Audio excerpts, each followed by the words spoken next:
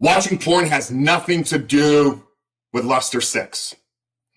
Yes, you heard me say that correctly. If you are struggling with a pornography addiction right now, your addiction has nothing to do with lust or sex.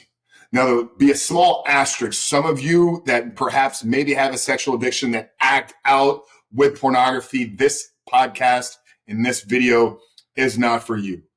But if you're the average man in today's world that is struggling with a pornography addiction, it is my belief that your behavior, your struggles, your compulsive use of pornography has nothing to do with your sex drive, your lack of intimacy, your desire and wants and need for sex and intimacy in your life. And I'm going to spend the next 10 or so minutes trying to break that down for you so that we can reshift your paradigm. We can change the way that you see this behavior in your life and hopefully equip you with the tools needed to find real and lasting freedom. Now, most of you are going to hear me say that pornography has nothing to do with lust or sex, and you're immediately going to disregard what I'm saying. But let me share with you, I've had thousands of conversations now with our clients. I've done thousands of consultations with men seeking to get help in this particular area. I struggled with pornography addiction in my own life for 20 plus years. I've interviewed and spent time with some of the leading experts in the world of neuroscience, psychology, addiction, pornography addiction, sex addiction, counseling, therapy.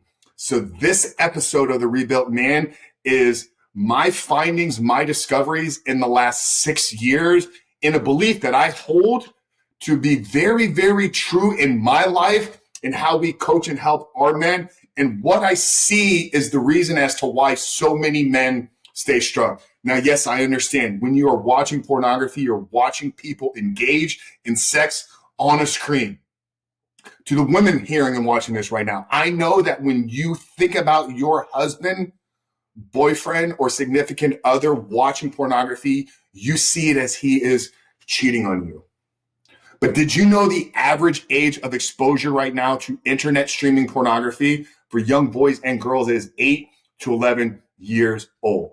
The vast majority of the men that we work with are in their late 20s, early 30s, or early 40s.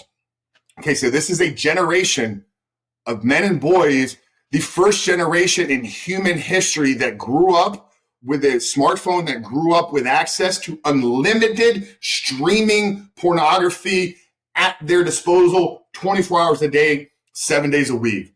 Now, at the ages of 11 and 12 years old, do you have a sex addiction, or do you find something that is curiosity driven inside of you?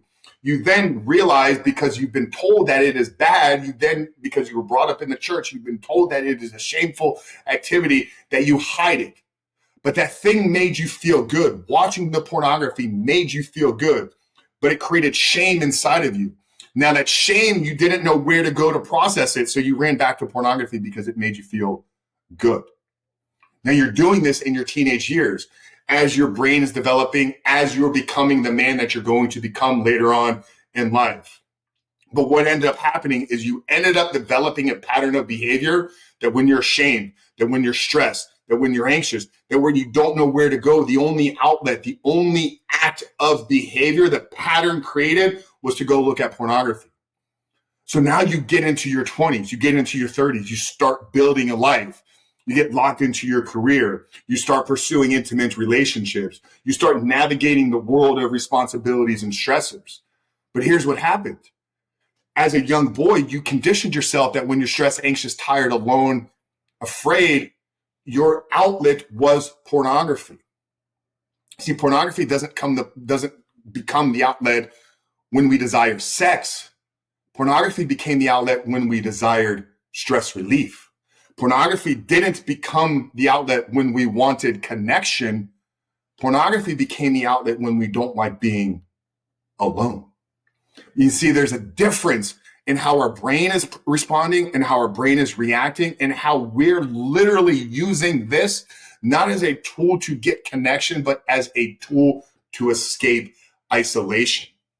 You see, men act out in pornography when they're alone. Men act out in pornography when they're stressed.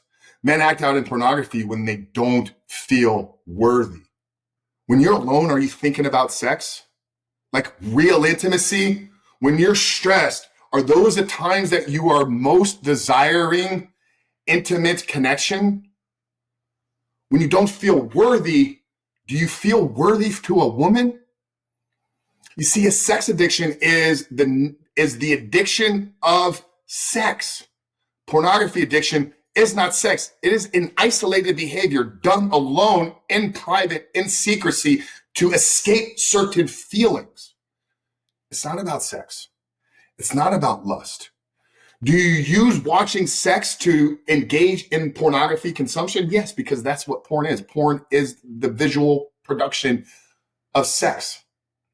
But you are not struggling with sexual temptation. You are struggling with the need to feel worthy. You are not struggling with lustful thinking. You are struggling with the inability to process and regulate stress inside of you. So it's not about sex. It's about your inability to navigate life, because as a young boy, you conditioned yourself that this is an easy outlet. It's an easy escape. It regulates our nervous system. It takes us out of the fight or flight into a sympathetic state where we are now calm and relaxed. See, the nervous system in the moments of stress doesn't desire sex. It desires, get me out of this stressful state. When do you feel most connected to your intimate partner? When you're stressed or when you're relaxed? So if it was about sex, then it would be in the moments of relaxation that you would want to go seek more pornography. But it's become nothing more than a tool in a way that you regulate your nervous system. This is all biology. This is human biology. It's human neuroscience, all interlinked together. And when we understand this, when we can separate the pornography from sex, and we can see it as a tool, just like breathing, just like meditation, just like reading a book, just like many things that normal, healthy individuals engage in as ways to regulate their nervous system, the porn addict's way is through the use of porn. This is why guys can literally consume porn for 6, 8, 10, 12, 14 hours. I hear about it all the time because it's calming them. Yes, there's a spike of dopamine, but it's followed by a reset of our nervous system. It takes us out of that fight or flight into a rest and digest. So once we can begin to understand that it is not about sex, we can separate the two from each other. We can then say, okay, what are my triggers? Is it when I'm stressed, anxious, alone, feeling isolated, rejected, afraid of confronting the thing that's sitting in front of me? If you're at work and you have a big project due, and your boss is on you, and the clock is ticking, and the timeline is getting close to the end, and you start feeling that anxiousness inside of you. In the past, the way that you would deal with that is through releasing yourself with pornography. None of those situations had anything to do with sex, lust, desiring beautiful women. It became a way for you to regulate your nervous system. So I think these examples here let us see it for what it ultimately is. Now, does it affect your sex life? Absolutely. It leads to porn erectile dysfunction. It leads to intrusive thoughts. It leads to sexualizing and objectifying every woman. So the effects and the implications of porn have a massive impact on your sex life. But the reason as to why you're watching has nothing to do with sex.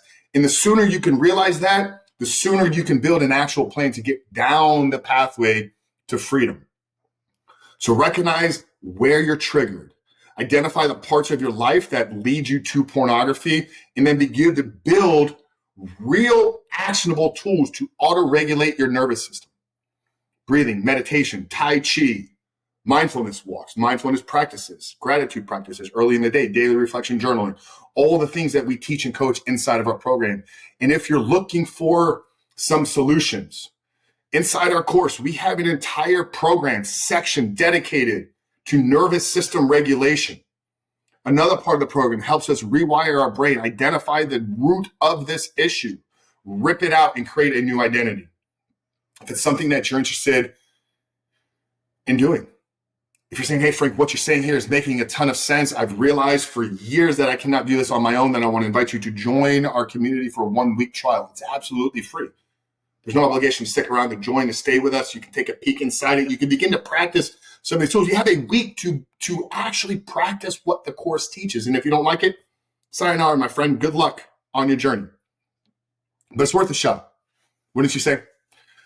So if you visit school.com, SKOOL.com/reboot your life, or click the link down there in the show notes below, you can access the course and community. You can jump on a group call with the entire community. You can have one-to-one call with me right when you engage in the course. School.com, SKOOL.com/reboot your life for a 1-week trial.